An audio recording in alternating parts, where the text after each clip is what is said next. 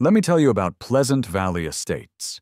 It's the kind of place where they have rules for the rules, and then a subcommittee to review the rules about the rules.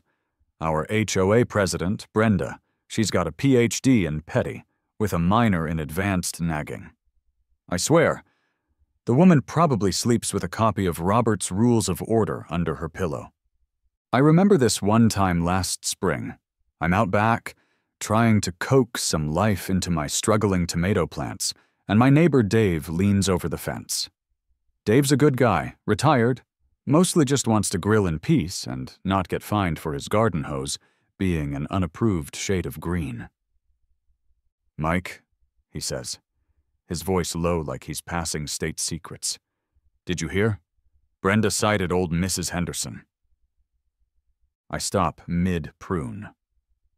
Mrs. Henderson is 87, makes killer cookies, and her biggest crime to date was accidentally leaving her sprinklers on for an extra 5 minutes.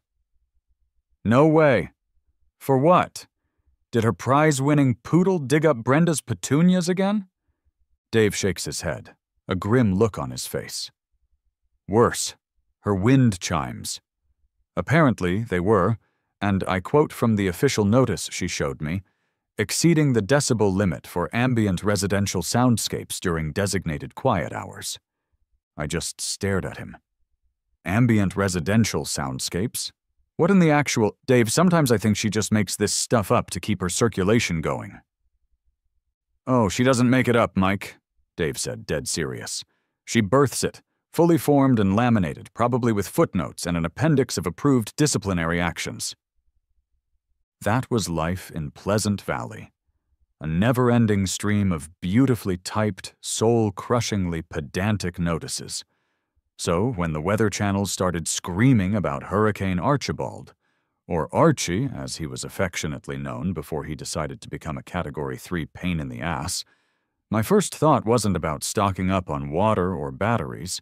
No, my first thought was, I wonder what new circle of HOA hell Brenda's going to invent for this. I did the usual, of course. Stocked up on beer, batteries, a few cans of questionable chili, and a silent prayer that Brenda wouldn't try to issue citations for improperly boarded windows that didn't align with the neighborhood's aesthetic harmony guidelines. You laugh, but I wouldn't put it past her. This is a woman who once tried to mandate the specific Pantone color for everyone's welcome mats. The sky just sort of unzipped. That's the only way I can describe it. One minute it's ominous gray, the next it's like a fire hose full of angry ocean is pointed directly at my house.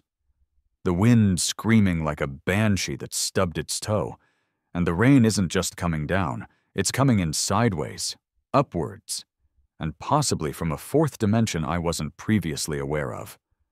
My prize-winning azaleas? Gone. Just ripped out of the ground like cosmic dental floss. They're probably halfway to Georgia by now, starting a new, freer life. Then the power flickers, groans, and dies with a sad little sigh, plunged into that weird greenish-gray stormlight. Trees are doing yoga poses they really shouldn't be attempting, and the distinctive thwack crunch of large branches giving up the ghost is becoming a regular part of the soundtrack. It's a mess. I do a quick sweep of my place once the worst of the wind howls move on, flashlight in hand. A few shingles are AWOL. My fence is leaning like a drunken sailor, but mostly intact, thank God. My deductible, however, is probably already packing its bags and looking for a new career. My first real thought, once I confirm my own roof isn't about to become an impromptu skylight, Mrs. Henderson. She's 80-something, lives alone, and her house is right near that ancient oak tree that always looked a bit iffy to me. I pull on my boots, grab a heavy-duty rain jacket, and head out. It's like a war zone, but with more stray garden gnomes and the lingering scent of damp mulch. The air is thick, heavy. Neighbors are starting to peek out, looking like dazed squirrels after a tumble dryer incident. This is when a community is supposed to come together, right? Help each other out. Little did I know, Brenda had other plans. Or rather, the same old plans, just with higher stakes.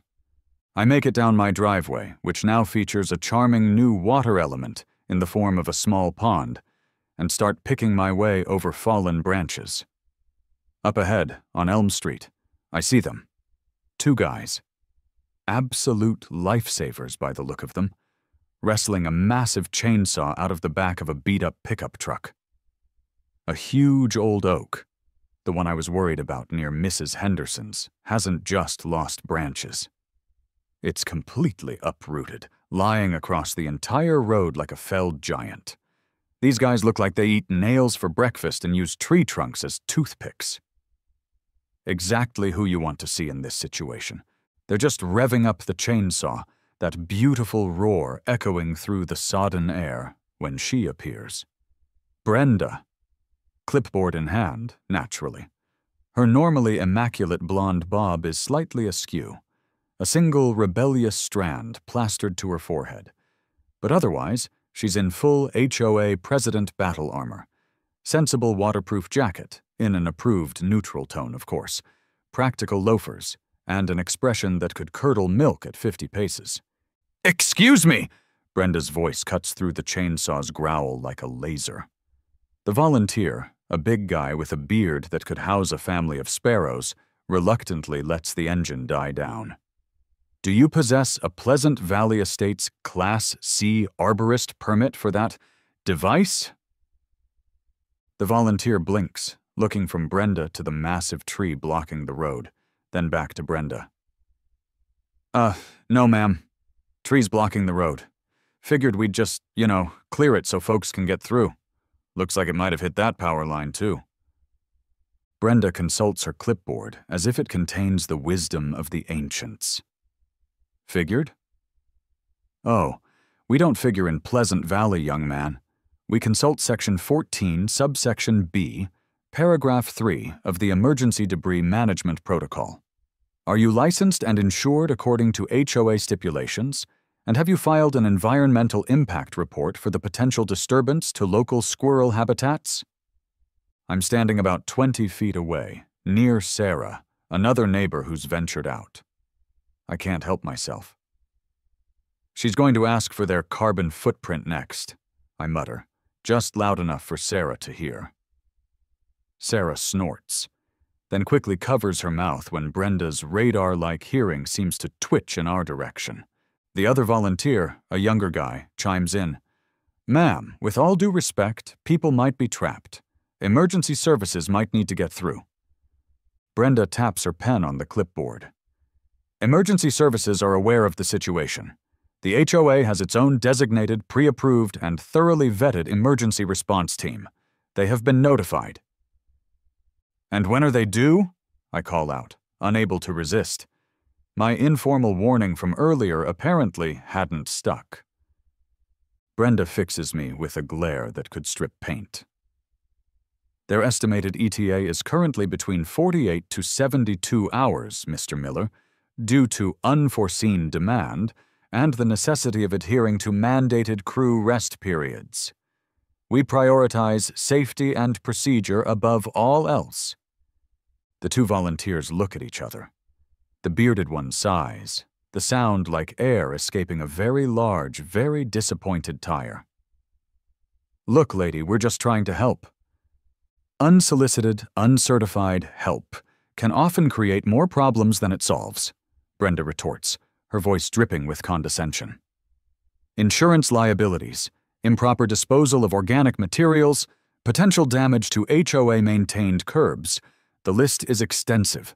I must insist you vacate the premises until our official team arrives." She actually puffs out her chest a bit. The volunteers, clearly not up for a prolonged argument with a woman who looks like she might spontaneously combust if a blade of grass is out of place, reluctantly pack up their chainsaw. They give the fallen tree a frustrated look, shake their heads, and drive off, their pickup splashing through the puddles. Elm Street remains resolutely, officially, and now, it seems, permanently blocked by a very large, un-HOA-approved tree. Brenda makes a neat little tick on her clipboard. Victory, apparently, smells like damp wood and bureaucratic intransigence. I decide to check on Mr. Fitzwilliam down the street.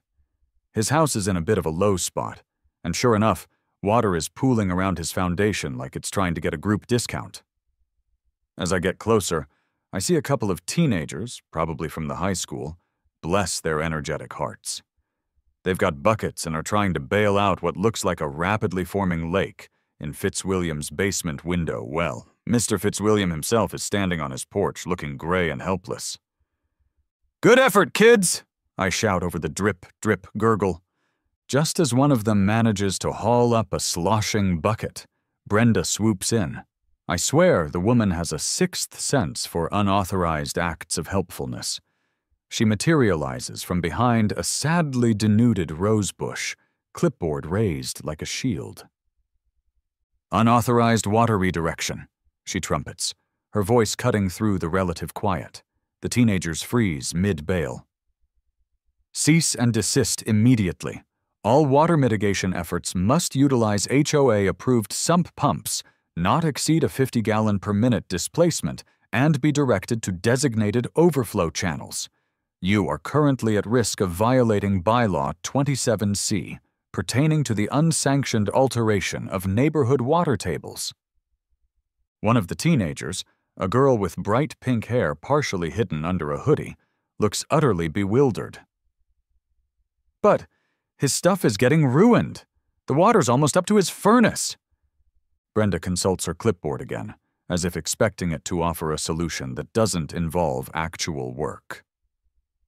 "His stuff, as you so eloquently put it, should have been elevated pre-storm, as per the flood preparedness advisory, which was emailed to all residents last Tuesday at precisely 14:37 hours. Did you not receive the advisory, Mr. Fitzwilliam?" Fitzwilliam, who looks like he's aged 10 years since the storm hit, just stares at the rising water. My computer's in the basement, Brenda, along with everything else." "A most regrettable oversight," Brenda says, devoid of any actual regret. "Furthermore, any water pumped out must be directed to the aforementioned designated storm drains, not just willy-nilly onto Mr. Abernathy's prize-winning petunias down the curb, which could drastically affect the neighborhood's delicate hydrobalance and potentially cause root saturation exceeding the recommended horticultural limits." This is where I lose it, just a little. "Hydrobalance?" I say, stepping forward because I physically can't stop myself. Brenda, for crying out loud, his cat's probably doing backstrokes on top of his water heater by now. The kids are trying to help. What designated overflow channel are you even talking about? The one that's currently a raging torrent carrying half of Maple Avenue's topsoil directly towards your Immaculate Lawn of the Month sign?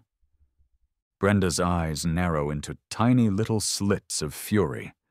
If looks could kill, I'd be a pile of HOA unapproved ashes. "Mr. Miller, your input, as always, is neither solicited nor compliant with community discourse guidelines outlined in Addendum G of the Resident Conduct Charter. One more outburst of this nature, and I will have no alternative but to issue a formal warning, which, as you know, carries a non-negotiable administrative fee." The teenagers, thoroughly demoralized and probably terrified of receiving a bill for unauthorized bucket usage, slowly put their buckets down. Mr. Fitzwilliam lets out a sigh that seems to carry the weight of the entire waterlogged neighborhood. Brenda, meanwhile, looks almost smug. Another victory for the forces of utter, unyielding obstruction. This isn't just ridiculous anymore. This is actively harmful. And that's when the little light bulb didn't just go on over my head, it practically exploded. I'm standing there with Dave and Sarah, who've now joined the Fitzwilliam spectator sport. Steam is practically coming out of my ears. The water in Fitzwilliam's window well is visibly higher. Dave shakes his head. "It's always like this when she gets a bit of power. She thrives on this stuff. Remember the Great Flamingo Uprising of '22? when she tried to ban all lawn flamingos because one was facing inauspiciously towards her prize-winning rose bushes? Sarah snorts. My sister lives over in Oak Haven. They had volunteers with hot coffee and blankets an hour after the storm passed. Their HOA president was out there with a rake, helping clear drains. Here, we get Brenda and her damn clipboard threatening teenagers with bylaws. Then, Mrs. Peterson, who lives at the end of Elm, the street still blocked by that massive oak tree, rushes over, her face pale. Has anyone seen my husband? He went to check the generator an hour ago, and the cell service is so spotty. And that tree, I heard it fall. It sounded like the world was ending. That's it for me. This isn't about inconvenient rules anymore. This is about people's safety. Old Mr. Henderson is probably still isolated. Mr. Fitzwilliam's basement is becoming a swimming pool. The Petersons are worried sick, and Brenda is worried about the hydro balance. Right, I say, my voice tight. She wants official channels? She wants everything by the book? Fine. I know a book she hasn't read, a very, very big book. My internal thought process is a little more colorful. And it's a book that comes with flashing lights, sirens, and people who don't give a rat's patootie about her laminated regulations. Dave looks at me, intrigued. What are you cooking up, Mike? Just connecting the dots, Dave, I say, a plan already forming. A beautifully mischievous, entirely by-the-book plan.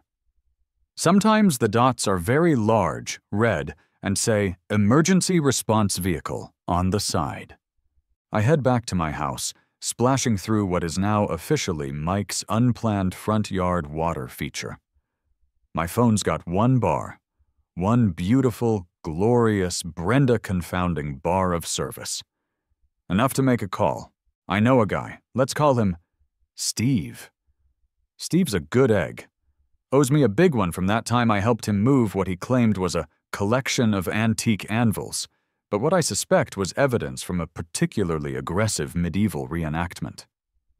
The important thing is, Steve works for a state-level emergency response agency. The kind that talks to the big guys, the ones with actual resources and the authority to override local despots. I punch in his number, hoping that one bar holds. It rings, once, twice. "Steve-o?" I say, injecting a level of cheerfulness I definitely don't feel about the general situation, but absolutely feel about what I'm about to do. "Mike Miller, how's the anvil collection holding up? Still causing minor structural damage to your floorboards?" I hear a chuckle on the other end. "Miller, long time. Anvils are great, though my chiropractor sends his regards. What's up? You sound energized." "Energized and slightly damp," I reply. "Listen, I'm in a bit of a pickle here in Pleasant Valley Estates. Yeah, the place with the HOA that probably measures blade of grass height with a laser level and issues fines if your shadow is non-compliant. We got hit pretty hard by Archie, but that's not the main disaster I'm calling about. The main disaster is about 5'0", wields a clipboard like it's Thor's hammer, and is actively preventing any actual common-sense help from getting to the people who need it." I quickly fill him in. The chainsaw guys, the kids with buckets, Brenda's obsession with protocols over people. Steve whistles. "Wow, that's a special kind of Karen, even for an HOA president. So she's turning away legitimate help during a declared emergency. Like a bouncer at a particularly exclusive, badly run nightclub," I confirm. "So, I was thinking, what's the official protocol for when your local governance has been effectively replaced by a malfunctioning automaton of pure, unadulterated bureaucracy? Is there a form for that I need to fill out in triplicate?" Steve laughs. "Not a form, Miller, but there might be a solution, given the circumstances in the official disaster declaration for your county. Yeah, I think I can rattle some cages, get some official eyes pointed your way. The right kind of official eyes." My heart does a little jig. "You can? How fast are we talking here, Steve-O? Because Brenda's currently trying to cite a poodle for unauthorized barking during a period of atmospheric distress. And I think Fitzwilliam's cat is about to learn how to snorkel. Let me put it this way, Miller, Steve says, and I can hear the grin in his voice. Sometimes, when the official request comes through the right channels, and there's a clear and present obstruction, things can move surprisingly quickly. Resources can be reallocated. Steve, I say, feeling a surge of glorious, righteous anticipation. If this works, I will personally knit you a lifetime supply of anvil cozies, in any color you want, as long as it's HOA approved, of course. No need for the cozies, Miller. Just buy me a beer next time you're in town. Consider the cages rattled. Let me know how the show goes. I hang up, a slow Cheshire cat grin spreading across my face. I glance at my watch. Showtime, I mutter to myself, heading for the front window. Oh, Brenda wanted official? She was about to get a 7-course meal of official, with a side of, we don't care about your bylaws. I'm on my porch, trying to cultivate an air of casual nonchalance, maybe sipping a now lukewarm coffee I'd made before the power died. It's a tricky balance, looking unconcerned when you're secretly anticipating the arrival of what you hope will be a major disruption to the established petty order. Brenda is in my direct line of sight. She's currently engaged in what appears to be a very serious discussion with a bewildered-looking mailman, who, against all odds, has managed to navigate his little truck through some of the debris. She's gesturing emphatically with her clipboard, probably explaining the emergency mail delivery protocols he's undoubtedly violating. And Section 4, Paragraph 2 of the Emergency Pathway Accessibility Protocol clearly states that all non-essential vehicular traffic must yield to designated HOA oversight personnel. Brenda's voice drifts over, sharp and insistent. The mailman just looks like he wants to be anywhere else on the planet. Then I hear it. A low rumble. At first, I think it's more thunder. Maybe Archie circling back for an encore. Or perhaps it's just Dave's stomach next door finally giving up the ghost after 3 days of emergency rations and existential dread. But then the rumble gets closer, deeper, more organized. It's the distinct growl of heavy-duty diesel engines. Multiple engines. I try to keep the smirk off my face as I see the first one. A big red and white truck, the kind with a giant Red Cross emblem on the side that just screams, "Official business, get out of our way." It turns slowly, majestically, onto the main street of Pleasant Valley Estates. Then another follows it, and another. It's not just a truck, it's a statement. A beautiful, diesel-powered, bureaucratically approved parade of, "Oh, you are so screwed, Brenda," a whole blessed convoy of them. I make a big show of checking my watch, tapping it like a movie character about to deliver a killer line. 4 minutes flat. I say it just loud enough for Brenda's acute hearing to pick up, if she weren't so engrossed in citing the U.S. Postal Service. Okay, maybe it was closer to 10 or 15 minutes since I hung up with Steve, but 4 minutes later has that certain dramatic flair, doesn't it? Close enough for government work, as they say, and definitely close enough to give Brenda an aneurysm when she finally notices. The title of my future memoirs is practically writing itself.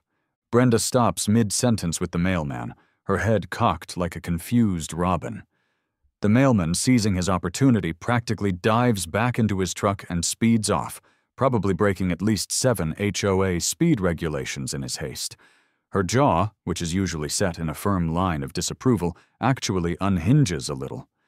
The infamous clipboard, her scepter of power, slips from her suddenly nerveless fingers and clatters onto the damp pavement. The lead Red Cross vehicle, a large, purposeful-looking SUV with official markings and probably a direct line to God, pulls up smoothly, right near where Brenda is standing like she's just seen a unicorn quote HOA bylaws back at her. A woman in a crisp Red Cross vest steps out. She's calm, professional, with that air of quiet competence that just radiates, "I've seen worse than you, honey. Now step aside." Let's call her Coordinator Thompson. She's got a clipboard too, I notice with an inward cheer, but hers looks like it's actually used for, helping people. "Good morning," Coordinator Thompson says, her voice clear and carrying. "Red Cross. We've been deployed to assist this area following the recent storm." Brenda, sputtering like a damp firework, finally retrieves her clipboard, clutching it to her chest like a drowning sailor clings to driftwood. Red Cross? Deployed? By whose authority? This is a private HOA-governed residential community. All external disaster response agencies must be channeled through and pre-approved by the Pleasant Valley Estates Emergency Preparedness Committee, of which I am the chairwoman, I'll have you know.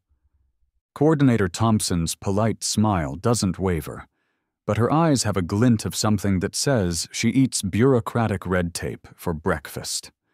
"We're operating under the authority of the State Emergency Management Agency, ma'am, in direct coordination with FEMA and County Emergency Services. Our mandate is to provide immediate aid and assess the needs of affected residents." I can't resist. I saunter over, trying to look like this is all just a perfectly normal Tuesday morning occurrence. "Morning, Brenda. Looks like the cavalry arrived. And they brought their own clipboards. See? Bigger ones too, looks like. Probably heavy duty for all the serious helping they're about to do." Brenda whirls on me, her face a delightful shade of puce. "You, Miller, this is your doing, isn't it? Circumventing established HOA protocols, going over my head. This is an outrage, a flagrant disregard for everything." Coordinator Thompson, to her eternal credit, turns to me, momentarily ignoring Brenda's eruption. "Are you Mr. Mike Miller? Our regional office was informed you could help us with a quick lay of the land regarding immediate concerns." "That's me," I say, unable to suppress a grin.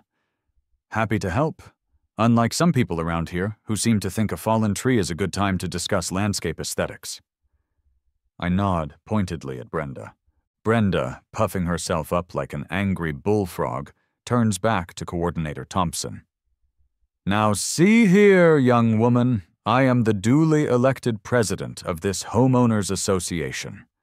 Any lay of the land, as you put it, will be provided by me, according to the official plotted community maps, revised edition 2023, complete with all relevant topographical data and pre-approved emergency vehicle routing."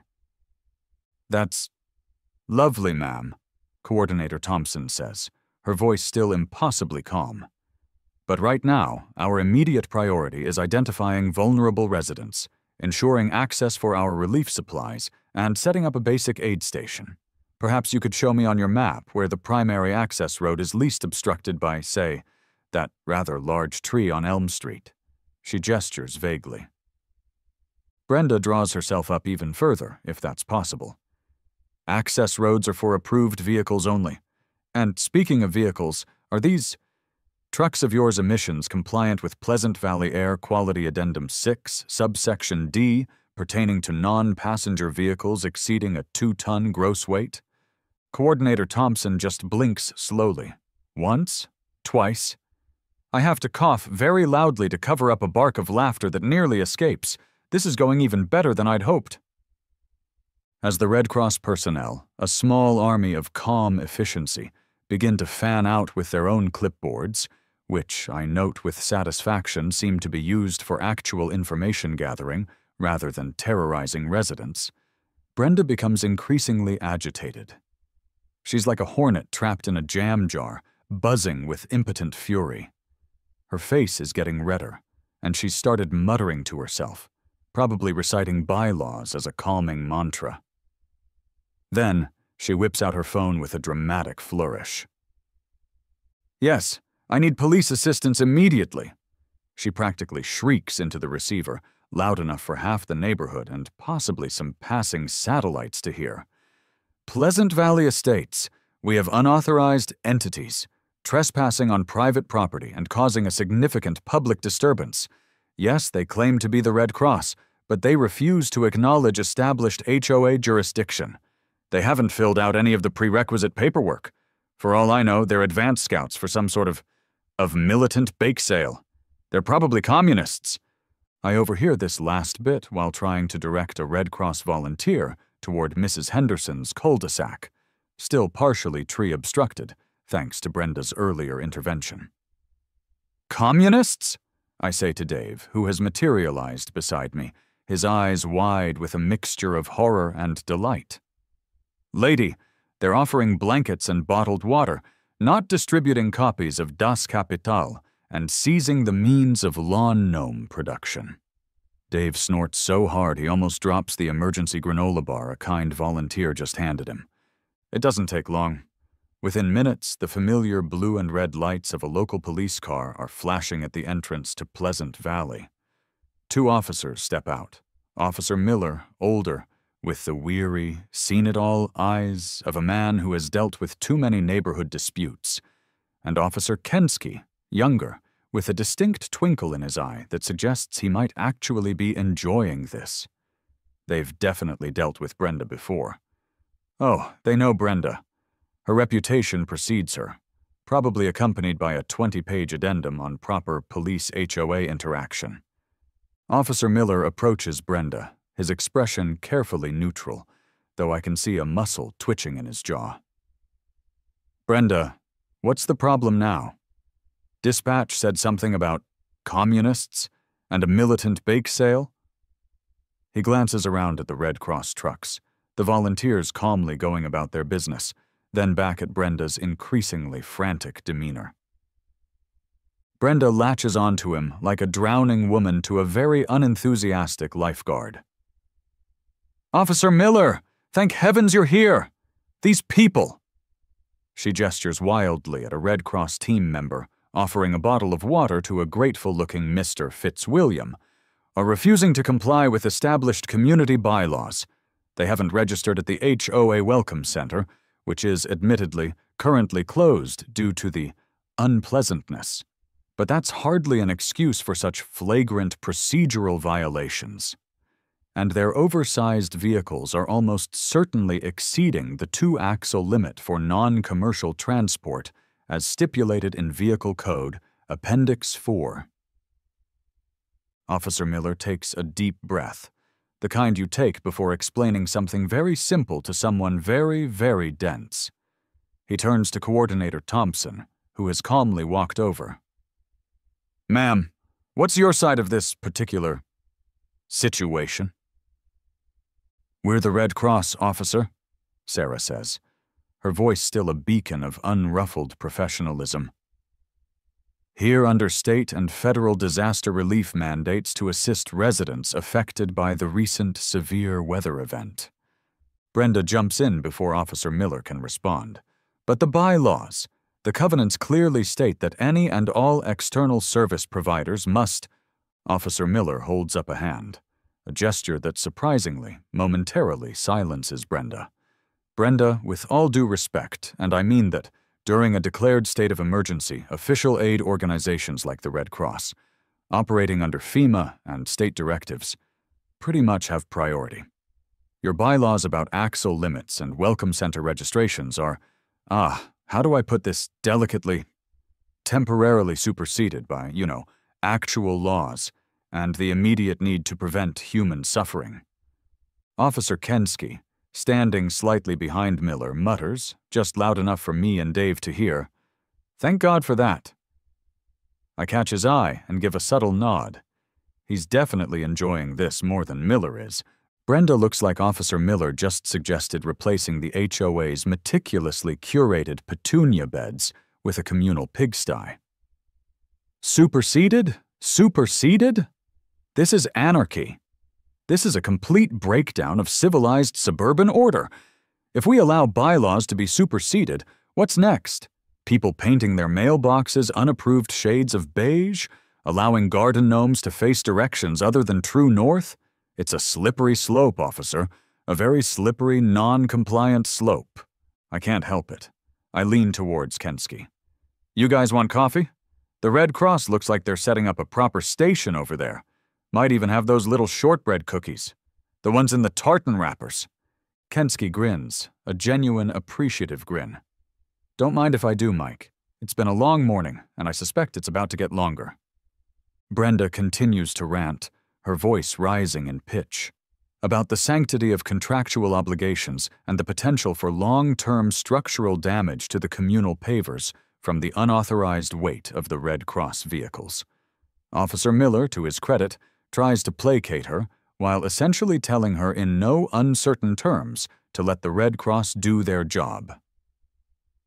Brenda, they're here to help your residents, the people you're supposed to be representing. Try to see it that way. It's a good thing. A good thing? She shrieks, spotting a tiny speck of mud on one of the aforementioned communal pavers near a Red Cross truck tire. They're tracking mud on the communal pavers. That's a direct violation of Section 12, subsection A, regarding the maintenance of pristine pedestrian thoroughfares. That's a $50 fine per infraction. The officers, after confirming that no actual laws, the kind that matter anyway, are being broken by the Red Cross, and probably deciding that their presence is only fueling Brenda's sense of self-importance, eventually make their excuses and depart. Miller gives Brenda one last weary look that says, "Please, for the love of all that is holy, just let it go," before getting back in the cruiser. Kensky winks at me as they pull away.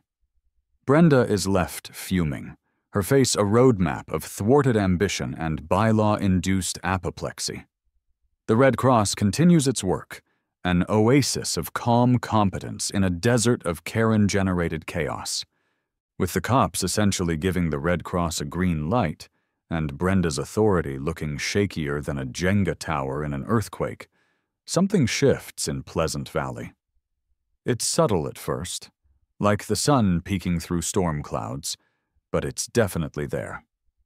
The other residents, who'd previously been cowering behind their mostly HOA-compliant curtains, start to emerge, drawn by the quiet hum of competence emanating from the Red Cross operation, and, let's be honest, the tantalizing aroma of freshly brewed coffee. It's amazing what a little official backup and the promise of non-judgmental assistance can do for a community's collective backbone. Mrs. Henderson, looking frail but resolute, is gently guided by a Red Cross volunteer to a dry chair set up under a pop-up canopy. She's given a warm blanket and a bottle of water. Tears well up in her eyes as she thanks the young woman, who just smiles kindly. Brenda, watching from a distance, glares daggers, probably trying to figure out if the blanket meets fire safety codes and if the water bottle is made from recycled, BPA-free, HOA-endorsed plastic. Dave sidles up to me, a half-eaten granola bar, courtesy of the Red Cross snack station, in his hand. "You actually did it, you magnificent maniac," he says, his voice a mix of awe and amusement. I haven't seen Brenda this particular shade of incandescent purple since someone dared to plant non-native ornamental grasses in their front yard. "Just connecting the dots, Dave," I reply, taking a bite of the granola bar he offers me. It tastes like victory. And possibly oats. Sometimes the dots are very large, red, and come with a federal mandate that overrides nonsense about ornamental grasses. People are now actively approaching the Red Cross teams, pointing out who needs immediate help, who has medical conditions, which houses have the worst damage. It's like a dam of fear has broken, and a flood of actual neighborly concern is pouring out. Brenda naturally tries to run interference, her clipboard held aloft like a failing standard. She spots Mr. Peterson, whose roof is looking decidedly worse for wear, heading towards a volunteer. "Mr. Peterson," she calls out, her voice sharp enough to cut glass, "before you solicit unauthorized aid from these individuals, you must complete the HOA post-incident needs assessment form. Form 34B, I believe. It needs to be filled out in triplicate, using a blue or black ink pen only, and clearly legible, please." Mr. Peterson, a quiet man who usually just nods and tries to avoid Brenda's gaze, stops. For a moment, I think he's going to capitulate. But then something in him seems to snap. He turns, looks Brenda straight in the eye, and says, his voice surprisingly firm, "Oh, stick your forms in your emergency preparedness binder, Brenda. My roof is leaking directly onto my grandkid's brand new crib, and I don't think the baby cares if the help is HOA certified or not." He then deliberately turns his back on her and walks over to the Red Cross volunteer, who greets him with a reassuring smile. A few people nearby, who overheard this exchange, actually let out a small, spontaneous cheer. It's quickly stifled, old habits dying hard, but it's there. Brenda's face is a study in outraged disbelief. She looks like someone just told her the sky is, in fact, not HOA-approved blue, but some rogue shade of cerulean. I almost feel sorry for her. Almost. The Red Cross operation is a thing of beauty, a well-oiled machine of helpfulness. They've got a first aid tent set up near the community clubhouse, the one Brenda usually keeps locked unless there's a scheduled meeting about approved mailbox finishes. They're systematically going door to door in the hardest-hit areas, checking on residents, distributing water, blankets, and basic medical supplies.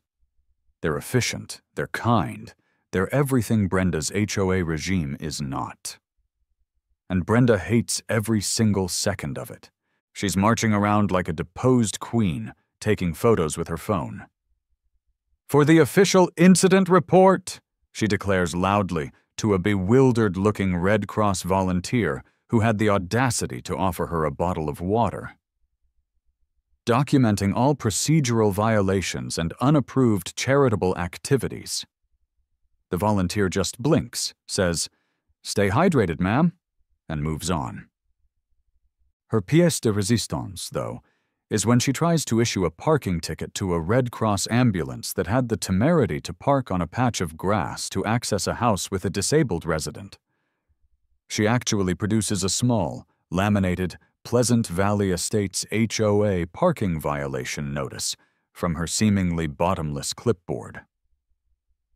"This vehicle," she announces to the ambulance driver, a burly guy named Chuck who looks like he could wrestle a grizzly bear and then give it CPR, "is encroaching on a designated petunia bed, or what was a petunia bed before this regrettable weather event. That's a $75 infraction, payable within 14 business days to the HOA Treasury."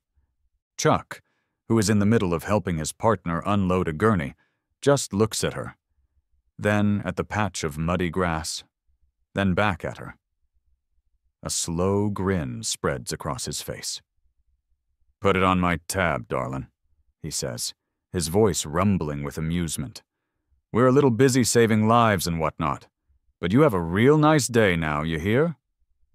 Brenda sputters, her face turning an even more alarming shade of crimson. She looks like she's about to spontaneously combust from sheer, unadulterated frustration. I'm getting all of this on my phone, of course. This isn't just evidence anymore. It's prime material for the neighborhood's end-of-year blooper reel. If we don't have one, I'm starting one. And Brenda's getting her own dedicated segment. As the hours wear on, the immediate crisis phase managed by the Red Cross begins to stabilize.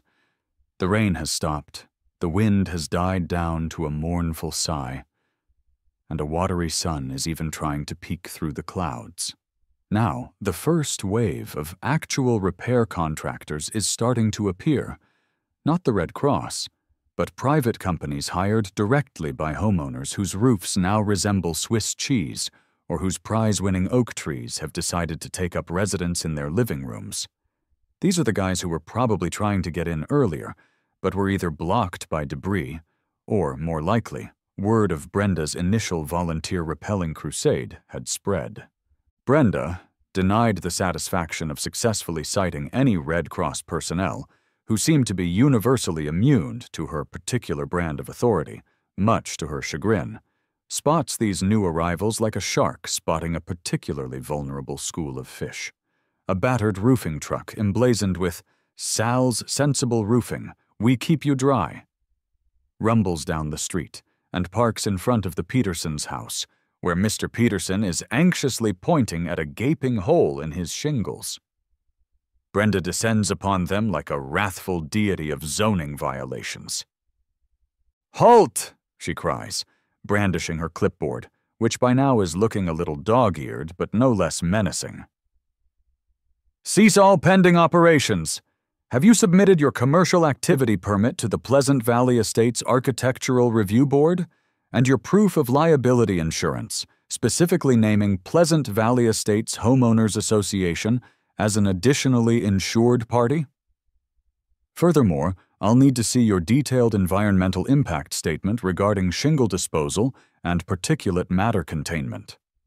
The roofer, a grizzled, weather-beaten man named Sal, who looks like he's heard every excuse in the book, just stares at her from under the brim of his baseball cap. "Lady," he says, his voice gravelly, "Mr. Peterson's got a hole in his roof the size of a small Toyota. He called us. We fix. Pretty simple." Brenda draws herself up. "Nothing in Pleasant Valley is pretty simple, sir. There are procedures. All roofing materials, for instance, must be selected from the HOA-approved materials palette. Is that shingle you're proposing to use desert tan or Sahara beige? Because I must inform you that Sahara beige was regrettably discontinued in the spring addendum due to insufficient UV resistance ratings." Mrs. Gable, who's come out onto her porch a few houses down, overhears this and yells, "Brenda, for heaven's sake, leave the man alone. There's a squirrel in my attic playing badminton with a loose shingle thanks to the storm, and I don't think he cares if it's desert tan or Timbuktu terracotta." Brenda shoots her a glare that could freeze lava. Scene 2. Mike, unofficial HOA contractor, Karen Whisperer. I wander over, partly because the unfolding drama is too good to miss, and partly because Sal looks like he might be contemplating using his nail gun for something other than attaching shingles to Mr. Peterson's roof, and Brenda is directly in the line of potential fire. "Brenda," I say, trying for a calm, reasonable tone that I absolutely do not feel. "Sal here is trying to prevent Mr. Peterson's entire collection of antique cuckoo clocks from becoming waterlogged. That actually reduces potential long-term HOA liability for, collapsing houses, mold infestations, and disgruntled residents with soggy cuckoos." Brenda turns her fiery gaze on me. "There are processes, Mr. Miller. Stringent, well-documented processes, without adherence to subsection 12C of the Residential Repair and Renovation Guidelines regarding the expeditious yet aesthetically congruous application of approved restorative materials, we descend into structural chaos and visual disharmony." Sal leans towards me, out of the side of his mouth, while Brenda is momentarily distracted by a rogue leaf blowing onto the pristine driveway. "Is she always like this? Or is this, like, a special occasion?" "Oh, this is just a Tuesday for Brenda," I whisper back. "Look, Sal, here's the deal. Just tell her your shingles are artisanal sandstone whisper, or something equally pretentious sounding. She likes adjectives, lots of them, and try to look appropriately concerned about the hydrobalance of his lawn when you park your truck. Maybe mention you're using eco-friendly HOA spirit-compliant nails. And for God's sake, don't let your truck drip any oil on the pristine asphalt. That's a capital offense around here." Sal just blinks at me, a look of profound bewilderment on his face. He then turns back to Brenda, who is now scrutinizing the tread on his truck tires, probably checking if they conform to the approved noise reduction patterns. Ma'am," Sal says, trying his best. "These here shingles are, Ancient Dune Harmony series. Very harmonious. And our nails are biodegradable?" Brenda narrows her eyes, consults her clipboard, then seems to be momentarily stumped by the unfamiliar terminology. It's a small victory, but in the war against Brenda's bureaucracy, we take what we can get. Sal gives me a look that's halfway between gratitude and sheer terror, then starts to unload his gear very, very carefully.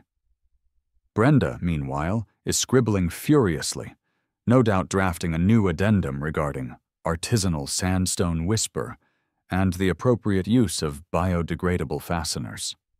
The dance of absurdity continues, now with more contractors and increasingly bewildered facial expressions. Brenda, bless her pointed little head and her unyielding devotion to the sacred texts of the HOA charter, decides to make her last, most dramatic stand. It's late afternoon. The Red Cross teams are still working, though they're starting to consolidate some of their efforts.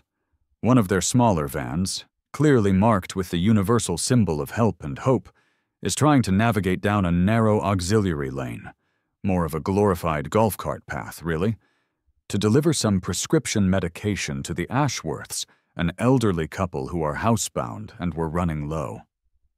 And who does the van encounter, standing resolute in the middle of the path like a 5'2" cardigan-clad Gandalf? Brenda, of course. "This vehicle has not been certified for passage on Auxiliary Residential Thoroughfare 7, Brenda proclaims, her voice ringing with the fervor of a true believer. She actually has her arms outstretched, blocking the way. The weight distribution of this conveyance could irrevocably compromise the structural integrity of the underlying irrigation conduits and potentially disrupt the delicate ecosystem of the adjacent prize-winning azalea bed, or what remains of it. Coordinator Thompson, who I now firmly believe is a candidate for sainthood, approaches. Her patience, which has been monumental all day, is visibly, finally, wearing thin. There's a tightness around her mouth that wasn't there this morning. "Ma'am," Thompson says, her voice dangerously calm, "for the last time, you are actively obstructing a critical disaster relief operation. People need this medication. Please step aside, or I will have you removed by the authorities." Brenda draws herself up to her full, if limited, height. Her eyes are blazing with the righteous fire of 1,000 violated bylaws. "I am the guardian of the covenants," she declares, her voice cracking slightly with emotion. "I am the voice of Pleasant Valley Estates. You shall not pass.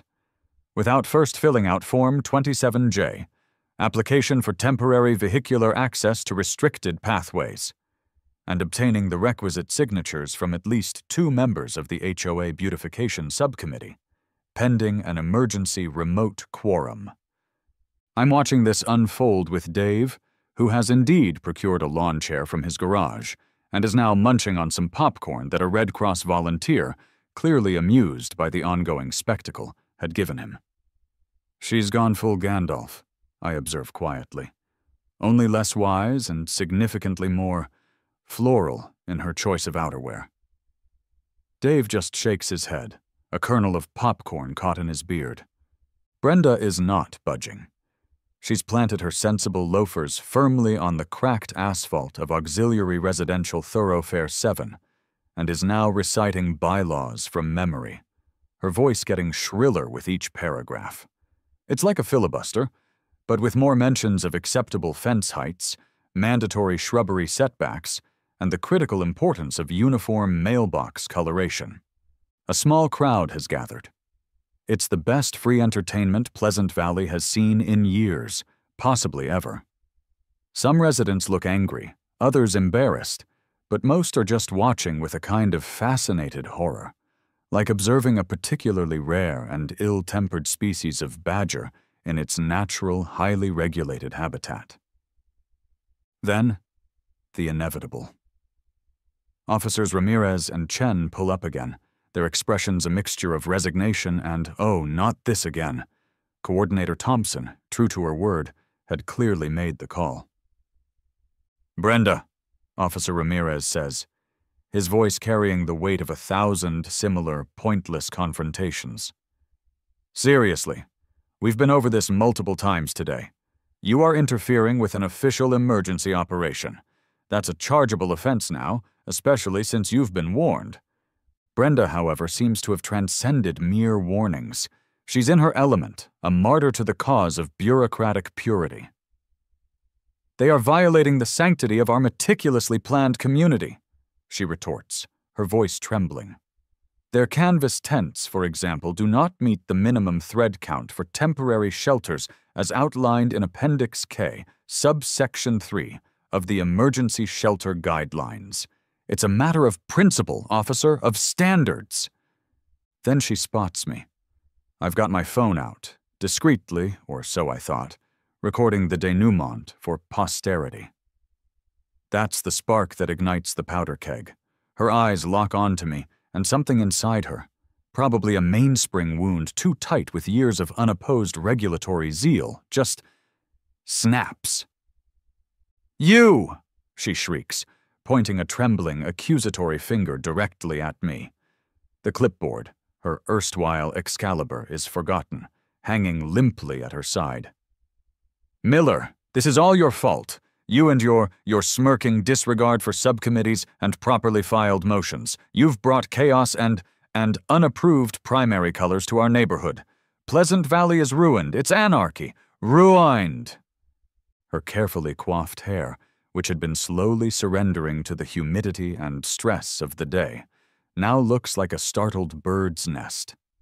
There might be actual tears of pure, bylaws-fueled frustration streaming down her face, carving little clean paths through the layer of indignant dust she's accumulated. Her voice cracks on the last "ruined," and she sags a little. The clipboard finally gives up the ghost and hits the asphalt with a pathetic, defeated clatter. It's epic. It's terrifying. It's also, I have to admit, a little bit sad. Officer Chen, ever the pragmatist, leans towards Coordinator Thompson and mutters, "Want us to, de-escalate her into the back of the cruiser for a bit, ma'am? For her own good, maybe?" Thompson watches Brenda, who is now making little gulping sounds, for a long moment. Then she shakes her head. "Give her a minute. I think the main steam pressure valve just blew. She might just deflate now." I slowly lower my phone. Even I'm starting to feel a tiny, microscopic twinge of something that might, in a poorly lit room, be mistaken for sympathy. "Okay," I say to no one in particular, my voice surprisingly quiet. "Maybe that was a bit much." Then I shake my head. "Nah, definitely not." Brenda, looking like a deflated parade float after a very long, very disappointing parade, doesn't offer any more resistance. The fight has gone out of her, replaced by a sort of dazed, bewildered emptiness. Officer Ramirez, surprisingly gentle, says something quietly to her, probably along the lines of, "Come on, Brenda, let's get you home. You've had a long day." She just nods, a tiny, lost little nod, and allows him to lightly guide her elbow, steering her away from the Red Cross van and back towards her own meticulously kept, if currently emotionally besieged, home. A weird, slightly guilty silence hangs in the air for a moment after she shuffles out of sight. Then, someone down the lane starts to clap, a slow, hesitant applause. Then a few more join in, until there's a small, scattered ripple of applause. It's not triumphant, more relieved, like the collective sigh of a neighborhood that just survived not only a hurricane, but also the full, concentrated force of an HOA president pushed to the very brink of her laminated sanity. The Red Cross van, its path finally clear, proceeds down Auxiliary Residential Thoroughfare 7 to deliver the much-needed medication to the Ashworths. Coordinator Thompson gives a small, tired smile to Officer Chen, who just shakes his head, a look of, "You wouldn't believe the calls we get" on his face. I walk over and pick up Brenda's abandoned clipboard from the asphalt. It feels strangely heavy in my hand, not physically, but metaphorically, like it's imbued with the weight of 1,000 petty rules, a million unnecessary regulations. The pages are a bit damp, slightly smudged, The ink on her furious scribbles is running a little. I look at it for a moment, then hand it to Officer Chen. "Evidence?" I ask, with a slight quirk of my lips. Or maybe a modern art piece? We could call it bureaucracy interrupted by reality. Might fetch a good price at the local art fair. Chen actually chuckles, a genuine tired laugh. He takes the clipboard. "I think," he says, "we'll just file this under Tuesday in Pleasant Valley. You folks take care now." He and Ramirez get back in their cruiser and drive off, leaving behind a neighborhood that feels strangely lighter, as if a great, oppressive weight has been lifted, or at least temporarily misplaced. Scene 2. The People's Republic of Pleasant Valley, Advisory Committee. That evening, as the sun finally sets, painting the storm-battered sky in shades of bruised purple and unexpected orange, there's an impromptu gathering on Dave's driveway. It's not an official HOA meeting, God forbid. There are no agendas, no minutes, no Robert's Rules of Order. Just people, neighbors, standing around with paper cups of coffee, still courtesy of the Red Cross, who are truly saints, and the dazed but distinctly relieved air of survivors. Dave, who seems to have unofficially stepped into the role of interim voice of reason, clears his throat.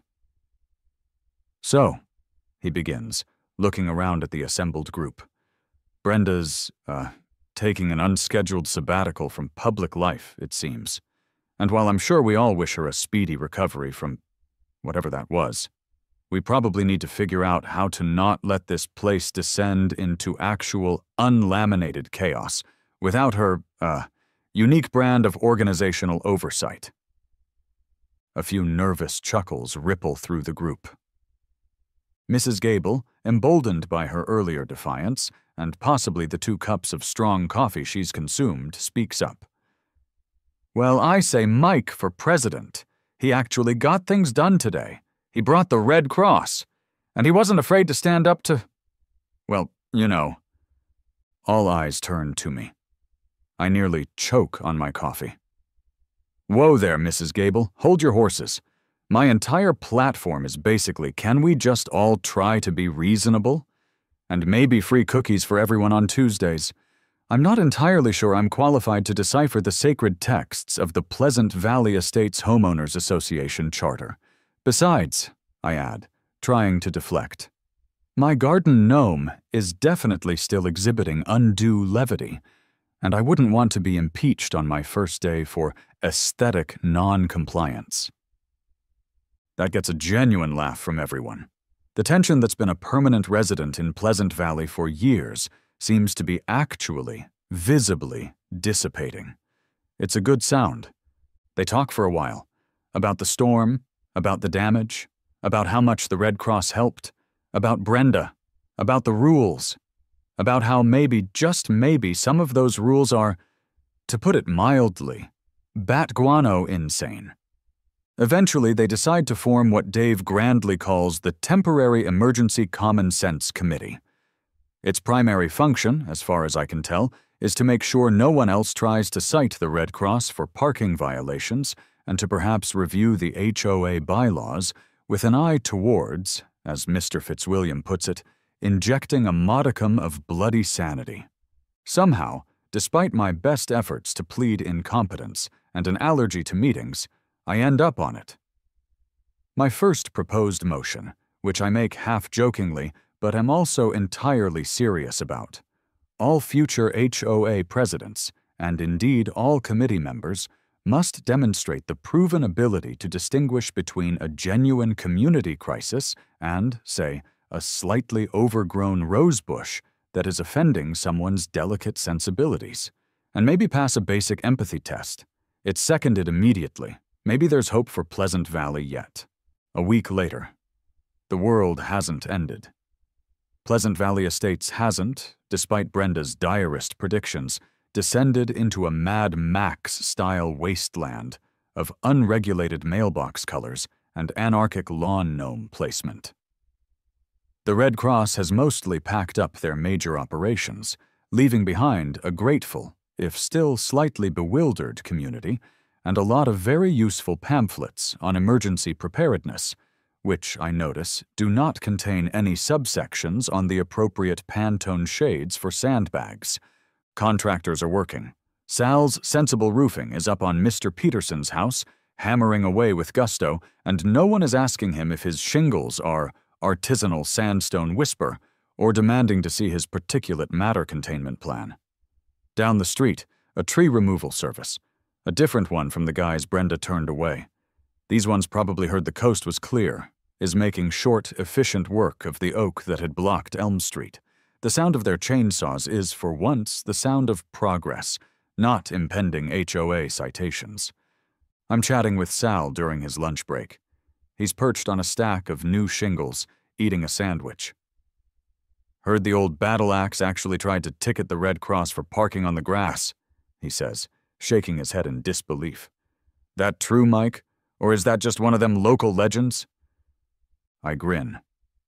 "Sal, my friend, the legends don't even do it justice. It was a sight to behold. We're thinking of erecting a small, tasteful plaque on the very spot where her clipboard finally met its demise. Here fell bureaucracy, or something equally profound." Sal just laughs and takes another bite of his sandwich. There's a sense of community spirit that wasn't there before. Neighbors are actually out, talking to each other, offering help, sharing tools. The infamous approved vendor list seems to have been quietly forgotten, at least for urgent storm repairs. It's almost pleasant. It's been a few months now. Summer is fading into fall. Pleasant Valley is different. It's still neat, still tidy. Old habits die hard, and most folks here actually like a well-kept neighborhood. But the air's lighter. The invisible tripwires of Brenda's rulebook don't seem quite so taut. My garden gnome, I'm happy to report, continues to exhibit his undue levity with complete impunity. Brenda? She's still around. We see her occasionally, scurrying to the mailbox and back, no clipboard in sight. She resigned as HOA president a week after the storm, citing a pressing need to focus on her interpretive macrame and explore alternative avenues of civic engagement.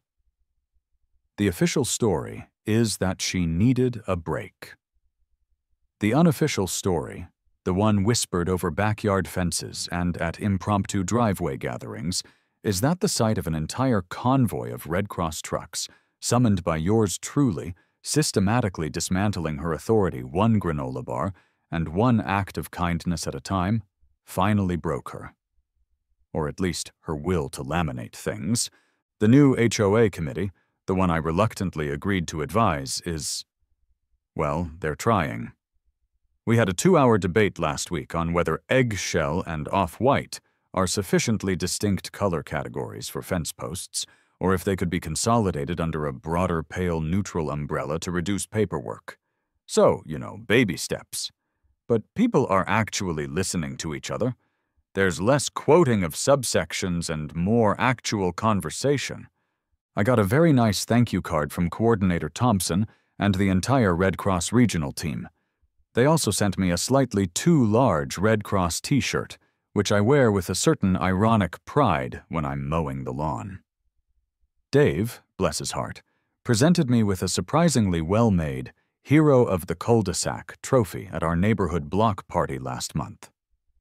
It's fashioned mostly from duct tape, a broken piece of a weather vane, and a garden gnome that looks suspiciously like Brenda, if Brenda were about 6 inches tall and made of painted ceramic.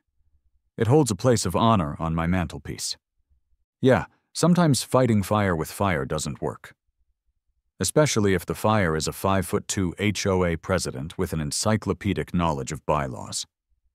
But fighting bureaucracy with bigger, better equipped, and infinitely more sensible bureaucracy, turns out that's a sight to behold, and it makes for one hell of a story. Now, if you'll excuse me, I think my neighbor's recycling bin is a 1/4 inch too close to the curb. Just kidding, mostly. The spirit of Brenda, I fear, will always linger, a faint scent of toner and disapproval on the pleasant valley breeze. But now at least we know how to handle it. And we've got the Red Cross on speed dial, just in case.